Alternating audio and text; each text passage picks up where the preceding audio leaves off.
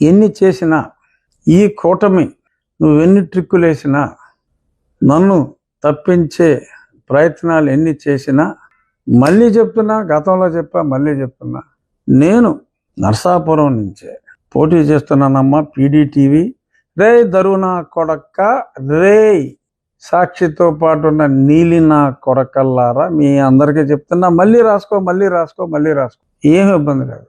నేను ప్రజల్లోంచి వచ్చినవాడిని, ప్రజాభిమానంతో ఒక నాయకుడిగా ఉన్నవాడిని. ఈ జగన్మోహన్ రెడ్డి, ఆడి పేపరు, ఆడి కొలీగ్ నీలి ఛానల్స్, ఈ డబ్బా వెబ్సైట్లు, మీరు ఏమి రాసుకున్నా, రాయలసీమలో ఉన్న నీ బీజేపీ ముసుగులో ఉన్న నీ పార్టీ వాళ్ళు వచ్చి ఎన్ని చేసినా, ప్రజాభిమానం ఉన్న నన్ను ఎవ్వడు పీకలేరు అని మరొక్కసారి దరిద్రంగా, సవినయంగా మనవి చేసేవాడిని గతంలో. ఇప్పుడు దరిద్రంగా మనవి చేస్తున్నా. ఎందుకంటే మరి దరిద్రంగా మాట్లాడాల్సి వచ్చింది కనుక. సో దరిద్రంగా మెన్షన్ చేస్తున్నా. మీరు చేయగలిగేది, మీ ప్రయత్నాలు మీరు చేసి, మీ లేఖితనాన్ని, మీరు ఎంత భయపడుతున్నారో నాకు అన్నదాన్ని మీరు బయట పెట్టుకుంటున్నారు తప్ప, ప్రజల్లోంచి ఒక ప్రజానాయకుడిగా ఉద్భవించిన వాడిని ఎవ్వరూ కూడా ఏమీ చేయలేరు. అన్యాయానికి ప్రజలు ఉన్నారు నాయన. నీ కాసుల కక్కుర్తికి అమ్ముడు పోయే నాయకులు ఈ కూటమిలో ఎవరు లేరని తెలిసి కూడా ఇంకా నువ్వు ఇలాంటి లుచ్చా ప్రయత్నాలు చేస్తున్నావు కాబట్టి నీకు నేను ఓపెన్గా ఈ పార్టీ తుగ్గుగా ఓడిపోతుంది. రేపు మోడీ గారి మీటింగు ఎటువంటి గ్రాఫిక్స్ లేకుండా వాళ్ళు చూపెట్టారు. ఇద్దరు ఒకే డ్రెస్ వేసుకున్న ఐడెంటికల్ వ్యక్తులు ఆ సభలో 50 చోట్ల ఉన్నారు ఒకే సమయంలో. అంటే మరి వారు అశ్విని దేవతలు వచ్చి అక్కడ ఉన్నారా డ్రెస్ వేసుకుని? మరి జగన్మోహన్ రెడ్డి గారి గ్రాఫిక్స్ మాయాజాలం, ఎటువంటి గ్రాఫిక్స్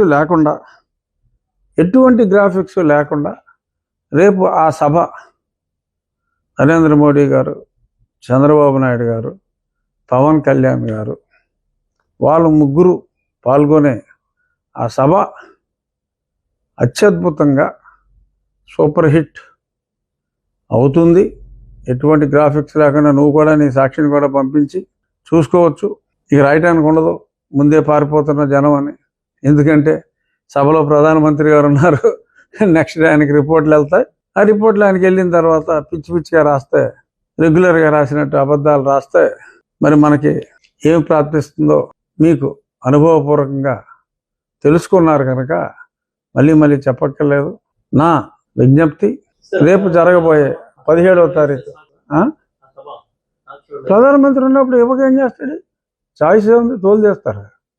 సో ఆ సభ విజయవంతం చేయాలని చెప్పి రాష్ట్రం నలుమూలల నుంచి అన్ని పార్టీల నాయకులు వచ్చి ఆ సభను అత్యంత విజయవంతం చేసి, మరి సభ అంటే ఎలా ఉంటుందరా, గ్రాఫిక్స్ పెదవల్లారా అని చెప్పి మీరు తలదించుకొని సిగ్గుపడే రీతిలో ఆ సభ అత్యంత వైభవపేతంగా జరుగుతుందని చెప్పి విశ్వసిస్తూ, చూద్దాం రాబోయే 24 లేదా 48 గంటల్లో జగన్మోహన్ రెడ్డి గారి కళ, నాకు సీటు రాకుండా చెయ్యాలి అన్న జగన్మోహన్ రెడ్డి అతని అనుచరుల కళ.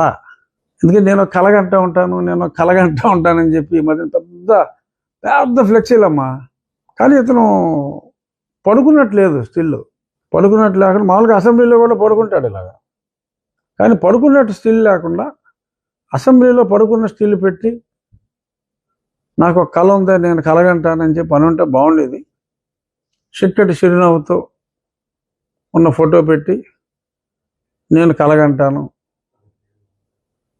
కలగంటానని ఏదో అంటాడు. నాకేదో మొన్న చూశాను, నేను విజయవాడలో ఎయిర్పోర్ట్కి వెళ్ళేటప్పుడు పెద్దదే, ఒక 30x70 ఏదో సైజు, నేను కలగంటానని చెప్పి ఊరికి ఒక సైడ్ మొహం వేసి నేను కలగంటానని రాశారు. అలాగా నువ్వే కలగంటున్నావో మాకు తెలుసమ్మా. కానీ నాకు సీట్ రాకుండా చేయాలి అన్న నీ కళ నిజం కాదు. ఒకవేళ ఎందుకంటే ఇప్పుడు ఎక్కువ మాట్లాడుతూ అనవసరం అనుకో. కానీ నేను పార్లమెంట్లో ఖచ్చితంగా నువ్వు ఎన్ని కళ్ళల్లో కన్నా నీ కళ్ళలో ఎంతోమందికి బాక్సులు ఇచ్చి నువ్వు సక్సెస్ అయినట్టు నీ కళ వచ్చినా నీ కళ నిజం అవుతురా బాబు. నీ కళలు చేయటానికి నాకున్న లక్షలాది మంది అభిమానులు ఉన్నారు. అంచేత నీ కళే